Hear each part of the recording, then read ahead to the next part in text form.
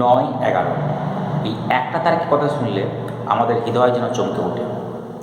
দুটো বড় বড় বিল্ডিং এবং সেখানে গিয়ে ধাক্কা মারে একটি plane. George Bush, Osama bin Laden ইত্যাদি ইত্যাদি। 9/11 এই তারিখটা শুনলে আমাদের হৃদয় এই জন্য চমকে ওঠে কারণ আমাদের পয়েন্ট অফ রেফারেন্সটা ভুল। এই তারিখে ওয়ার্ল্ড ট্রেড সেন্টারের বিস্ফোরণের শব্দ আমাদের কানে বেজে ওঠে, কিন্তু সেই দিনই সনাতন হিন্দু ধর্মের সংস্কৃতিকে পশ্চিমের মাটিতে প্রস্ফুটিত করার সে অমৃত বাণী আমাদের কানে কিন্তু বেজে ওঠে না। বিবেকানন্দের ভাষণ দেওয়ার তারিখ ছিল 9/11, 11 সেপ্টেম্বর 1893। কী ছিল সেই বিবেকানন্দের ভাষণে যেটা পুরো পশ্চিমী বিশ্বকে আমাদের ভারতবর্ষের কাছে গরিব বানিয়ে দিয়েছিল? কী ছিল সেই 5টা শব্দ যেটা শুনে পুরো 7,000 জন লোক প্রায় 2.5 মিনিট ধরে হরতালি বাজিয়েছিল? আর কি শিখলাম সেই ভাষণ থেকে, যেটা দুনিয়ার সর্বশ্রেষ্ঠ ব্যাখ্যাদের মধ্যে উল্লেখযোগ্য এবং অন্যতম বলে স্বীকার করা? আমার কাছে 9/11 মানে নরেন্দ্র, আর আপনাদের কাছেও 9/11 মানে শুধু নরেন্দ্র হওয়াই জরুরি। নরেন্দ্রনাথ দত্ত, যাকে পুরো বিশ্ব বিবেকানন্দ হিসেবে চেনে। এই 9/11টাকে আমরা এই জন্য মনে রাখবো কারণ সেদিনে আমাদের এই সনাতন ধর্মের একদম তরুণ সন্ন্যাসী উটবুট করা টাইধারী সাহেবদেরকে জীবানুভব মনে করে দিয়েছিল। 9/11টাকে আমরা এই জন্য মনে রাখবো কারণ সেদিন আমাদের এখানকার সনাতন সংস্কৃতি একজন বার্তাবাহক হিসেবে তিনি পশ্চিমের দেশে গিয়ে ভারতকে বিশ্বগুরুরূপে পুনরায় স্থাপন করে দিয়েছিলেন। তাই 9/11কে আমরা নিউ ইয়র্কের জন্য নয়, শিকাগোর জন্য মনে রাখবো, বিধ্বংসের জন্য নয়, বিশ্ব শান্তির জন্য মনে রাখবো, আতঙ্কের জন্য নয়, সনাতন সংবাদের জন্য মনে রাখবো। তাই বিবেকানন্দের আজকের এই জন্মবার্ষিকী উপলক্ষে বিবেকানন্দের কথা মনে করে এই 9/11কে আমরা লাদেনের জন্য নয়, শুধুমাত্র নরেন্দ্রনাথের জন্যই মনে রাখি। চলুন তাহলে আমাদের সেই ফ্ল্যাশব্যাকে নিয়ে যায় 132 বছর আগে। তারিখ 9/11/1893। স্থান লেক মুশিগনের তটে গড়ে ওঠা সবচেয়ে ঘন জনবসতিপূর্ণ শহর শিকাগো। উদ্দেশ্য বিশ্ব ধর্ম সংসদ। অতিথি পুরো বিশ্ব থেকে আসা বিভিন্ন বিভিন্ন আলাদা আলাদা ধর্মের প্রতিনিধিগণ, আর ভারতের এক যুব তপস্বী স্বামী বিবেকানন্দ। সুযোগ তো ছিল ধর্মের পক্ষপাতিত্ব করার, কিন্তু অন্যদের ছোট এবং নিজেদের বড় মনে করার পশ্চিমী সংস্কৃতির মাঝে তিনি একদম উপহাসের পাত্র হচ্ছিলেন, কারণ তার পোশাক পরিচ্ছদের সঙ্গে সেই সমস্ত সাহেবদের পোশাক পরিচ্ছদের একদমই মেল খাচ্ছিল না। তার মস্তকে জ্ঞানের দেশ তো ছিল, কিন্তু একদমই অহংকারী ছিল না। ভারতকে অন্য দেশের মানুষ মনে করা পশ্চিমেরা, ভারতকে সাপের দেশ মনে করা পশ্চিমেরা বিবেকানন্দকে দেখে হাসছিলেন। কথায় কথায় ভারত নিজেকে সবচেয়ে প্রাচীনতম সভ্যতা বলে নিজেকে, কথায় কথায় বেদ উপনিষদ খুলে বসে যায় ভারত। আর যখন মোকাবিলার কথা গেল, এই বাঁশ কাঠ চাদর পড়া একজন কী বলবো সিপাহীকে আমাদের ভারত পাঠিয়ে দিয়েছে। এ তো যুক্তি তর্কের কাছে আমাদের 1 সেকেন্ডও টিকতে পারবে না। স্বামীজি সভাতে বসে নিশ্চিন্তে হাসছিলেন এবং একাগ্র চিত্রে সকলের বক্তব্য শুনছিলেন, কিন্তু সকলের বক্তব্যের ইঙ্গিতটা ছিল প্রায় একই, যে তাদের ধর্মের মতন ধর্ম হয় না, তাদের ধর্মের চেয়ে বড় ধর্ম কেউ নেই, তাদের সিদ্ধান্তের চেয়ে আরও উৎকৃষ্ট সিদ্ধান্ত হতেও পারে না, এবং তাদের মতন অভিজাত বংশ নাকি আর হতেই পারে না। তারপর বিবেকানন্দের ডাক এলো, মঞ্চে ঘোষিত হলো স্বামী বিবেকানন্দের নাম। তিনি উঠলেন এবং স্টেজের দিকে রওনা হলেন। স্বামীজি যখন স্টেজে গিয়ে পৌঁছালেন, তিনি শুধু একা গিয়ে একটা ব্যক্তি যে স্টেজে গিয়ে দাঁড়ালেন এমনটা নয়, তিনি ভারতবর্ষের পুরনো সনাতন সংস্কৃতির একজন বার্তাবাহক হিসেবে তিনি গিয়ে সেখানে উপস্থিত হলেন।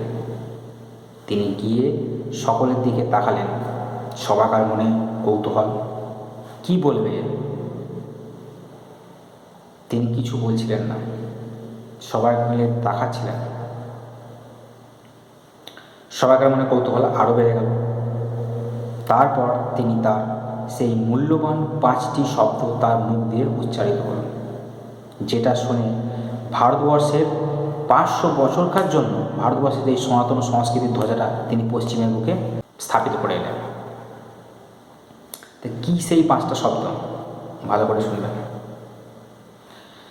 Brothers and sisters of America, এই 5টি শব্দ অর্থাৎ আমার ভাই ও বোনেরা। সবাই ওখানে বসে থাকার পর তারা তো প্রত্যেকে অবাক, যারা সকলে নিজের ধর্ম কতটা বড়, অন্যটার থেকে তারা কতটা উৎকৃষ্ট এটা প্রমাণ করতেই ব্যস্ত। কিন্তু তাদেরকে গিয়ে তিনি কি বললেন? তারা নাকি তাদের ভাই বোন। এটা শুনে প্রত্যেকটা সেখানকার বিভিন্ন দেশ থেকে আসা মানুষজন অবাক হয়ে গেলেন। প্রায় 7,000 জনের মতন ওখানে প্রতিনিধিগণ ছিলেন। তারা উঠলেন এবং 2.5 মিনিট ধরে করতালি দিয়ে তাকে সম্বর্ধনা দিলেন। হ্যাঁ, আমাদের দেশের সংস্কৃতি আজও অন্যান্য দেশের মানুষদের ভাই বোন হিসাবেই গণ্য করে। আজও আমাদের দেশের সংস্কৃতি বসুদেব কুটুম্বকমেই বিশ্বাসী। অয়ম নিজা পরবেদি গণনালোক চেতসাম উদার চরিতা নামতু বাসুদেব কুটুম্বকম। মহাবনিষদ অধ্যায় 4 শ্লোক সংখ্যা 71। এবার বিবেকানন্দের বক্তব্যের দ্বারা ক্রমাগত চলতেই থাকে এবং শ্রোতারাও তার বক্তব্য ক্রমাগত শুনতেই থাকে। এবার বিবেকানন্দ যে কথাটি বললেন সেটা আমি কোট করছি, শুনুন। I fill my heart with joy unspeakable to rise in response to the warm and cordial welcome which you have given us. অর্থাৎ আপনারা যে হার্দিক ভালোবাসা ও আত্মীয়তার সহিত আমাকে স্বাগত জানিয়েছেন তার জন্য আমার হৃদয় আনন্দে ভরপুর হয়ে উঠেছে। বক্তব্য নিয়ে আরও কিছু বলে রাখি, এই কথা বলে রাখি, বিবেকানন্দ যেদিন ধর্ম সংসদে বক্তৃতা রাখছিলেন তার 1.5 মাস আগে তিনি কিন্তু আমেরিকা পৌঁছে গেছিলেন এবং সেখানে আমেরিকাবাসী বিবেকানন্দকে এমন ঘৃণার সহিত স্বাগত জানিয়েছিল, তাদের অসেট সম্পর্কে তাদের যে মনোভাব ছিল, না you black get out style, okay. কিন্তু স্বামীজি এগুলো সবই সহ্য করছিলেন।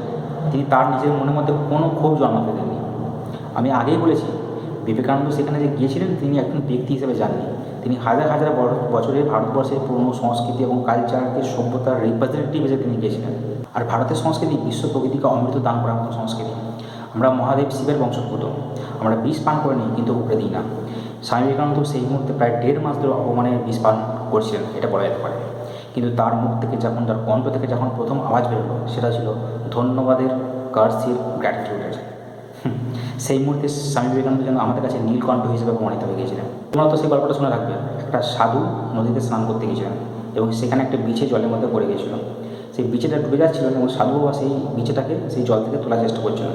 কিন্তু যতবার সেই সাধু বাবা সেই বিছেটাকে তোমার জল থেকে তোলার চেষ্টা করছিল, বিছেটি তার হাতের মধ্যে কামড়ে দিচ্ছিল। তার হাতের রক্তে লাল হয়ে যাচ্ছিল। একজন তাকে বলল যে বারবার তুমি ওকে তুলতে যাচ্ছ, সেটা তোমাকে কামড়ে দিচ্ছে। তখন সেই সাধু বাবা বলেছিল যে বীচের ধর্ম হচ্ছে কামড়ে দেওয়া, আর মানুষের ধর্ম হচ্ছে তাকে সাহায্য করা, তাকে তোলা। তাহলে সে যখন বেঁচে থাকতে পর্যন্ত, মানে বেঁচে থাকা পর্যন্ত তাকে তার নিজের ধর্মটা ত্যাগ করছে না, তাহলে আমি কেন আমার ধর্মকে ত্যাগ করবো? স্বামীজি আরও বলেন, I am proud to belong to religion with has taught the world both tolerance and universal acceptance. অর্থাৎ আমি সেই ধর্মের অনুগামী যিনি পুরো দুনিয়াকে সহনশীলতা এবং স্বীকারভাব শিখিয়েছেন। এই নিয়ে আমার গর্ববোধ হয়। অথচ আজও মাঝে মাঝে আমাদের এই ধর্মের প্রতি ইনটলারেন্সের অপবাদ উঠে যায়। যখন একজন হিন্দু, একজন সনাতনী এটা জানে যে একজন হিন্দু মানুষ অন্যের ধর্মের প্রতি শ্রদ্ধা করা, সে তার ডিএনএতে নিয়ে জন্মগ্রহণ করে। 8,000 বর্ষ পূর্বে ঋগ্বেদের ঋষিগণ বলেও গিয়েছে যে একম সৎ বিপ্রহ পদাবদন্তি, অর্থাৎ সত্য এক। আলাদা আলাদা বিদ্যমানগুলো তারা এই ধর্মকে ব্যাখ্যা বিভিন্নভাবে করেছেন। আমার ধর্মটা যেমন ঠিক তোমার ধর্মটাও ঠিক, আমার ধর্মটা ঠিক হওয়ার জন্য তোমার ধর্মটা কথা ভুল হতে হবে, এমন কথা বলা। পরদিন সকালে আমেরিকার খবর কাগজের পাতায় বিবেকানন্দের নামে একদম গুণগানে ভরপুর হয়ে গেল। দ্য নিউ ইয়র্ক হার্ট লিখল, সেই ধর্ম সংসদের সবচেয়ে সর্বশ্রেষ্ঠ বক্তা ছিলেন Swami Vivekananda. The new York heart লিখলেন যে ধর্ম সংসদে বিভিন্ন দেশ থেকে বিভিন্ন ধর্মের প্রতিনিধিগণ এসেছিলেন তো বটে, তারা ভালো ভালো বক্তব্যও পেশ করেছেন, কিন্তু সেই ধর্ম সংসদের সর্বশ্রেষ্ঠ বক্তা ছিলেন কিন্তু এই স্বামী বিবেকানন্দ। তাই কথা তাই যুদ্ধ এবং বর্ণনীয় সর্বশ্রেষ্ঠ মনে করা সেই সমস্ত দেশের রাজধানী বুঝতে পেরে গিয়েছিলেন যে ভারতবর্ষের মেধা এবং সনাতন সংস্কৃতি জ্ঞানের সঙ্গে তারা কখনোই টক্কর দিতে পারবে না। ওনারা তো মেনে নিয়েছেন, কিন্তু বোধহয় আজও আমরা মেনে উঠতে পারিনি। আমরা আজও যেটা ইম্পর্টেন্ট সেটাকে বেশি গুরুত্ব দিই, সেটা সংস্কৃতি হোক কিংবা কোনো। তাই আমি আপনাদের অনুরোধ করব, আপনারা হিরোদের চোখ খুলে বিচার করুন। কারণ স্বামী বিবেকানন্দ একজন হিরো হবার মতনই ব্যক্তিত্ব। কারণ আমরা যাদেরকে হিরো বলে মনে করি তাদেরও হিরো তিনিই ছিলেন। যেমন সুভাষচন্দ্র বসু বলেছিলেন, তিনি যদি বেঁচে থাকতেন তিনি তার চরণে গিয়ে স্মরণ নিতেন। রবীন্দ্রনাথ ঠাকুর বলেছিলেন যে স্বামী বিবেকানন্দকে যদি জানা যায় তাহলে গোটা ভারতবর্ষকে জানা যাবে। গান্ধীজি বলেছিলেন যে বিবেকানন্দের বই পড়ার পর আমার ভারতের প্রতি ভালোবাসাটা 1000 গুণ বেড়ে গিয়েছিল। আর ভগিনী বিবেকানন্দ বলেছিলেন কনডেন্স ইন্ডিয়া, তিনি এই গোটা এই বিশাল ভারতবর্ষের তিনি সংগঠিত ভারত বলতে গেলেন। অনেক অপরাধীরা বলে থাকতে পারে যে স্বামী বিবেকানন্দের অবদান তো শুধু হিন্দু ধর্মেই বা কোনো ধর্মেই, রাষ্ট্র ধর্মের তো নয়। তাহলে একটু গভীরে গেলে জানা যাবে যে ব্রিটিশদের যে লিটারেচার আছে সেই লিটারেচারে দিয়ে কোথাও এক জায়গায় লেখাও ছিল যে 1857 সালের পর যখন ব্রিটিশরা এখানকার যে যোদ্ধারা ছিল, যেমন বিপ্লবীরা ছিল, তাদেরকে যখন গ্রেপ্তার করা হয়েছিল, ওই গ্রেপ্তারে যে করেছিল সেই বিপ্লবীদের অনেকের কাছে স্বামী বিবেকানন্দের ফটো বা কিছু না কিছু লিটারেচার পাওয়া গিয়েছিল। তারপরে যদি আমরা এই যে অটল থাকি যে 7 সমুদ্র পার করে এসে কেউ হিরোর অ্যাপ্রুভালের স্ট্যাম্প যখন না দিয়ে দিচ্ছে আমরা তাকে হিরো বলে মানবো না, তাহলে আমাদের বলে রাখি American scholar John Henry Wright's তিনি একদম পরিষ্কার লিখে দিয়েছিলেন, more than the sum total of all the knowledge American professors have. অর্থাৎ স্বামী বিবেকানন্দের জ্ঞান আমেরিকার টোটাল প্রফেসরদের জ্ঞানেরও অধিক। আমাদের হিন্দু ধর্মকে বুঝতে হবে, সনাতন সংস্কৃতিকে বুঝতে হবে, আমাদের অন্য ধর্মের উপাসকের প্রতি কোনো বিরুদ্ধাচরণ নেই। আমরা তো স্বার্থ দুপান করা যতক্ষণ না সে নিজে থেকে হামলা করছে, আমরা সীমানাকে তার জন্য মর্যাদাকে মান করি না। এই ভাবনায় পরিপুষ্ট আমরা ভারতবাসী। জয় হিন্দ, জয় ভারত।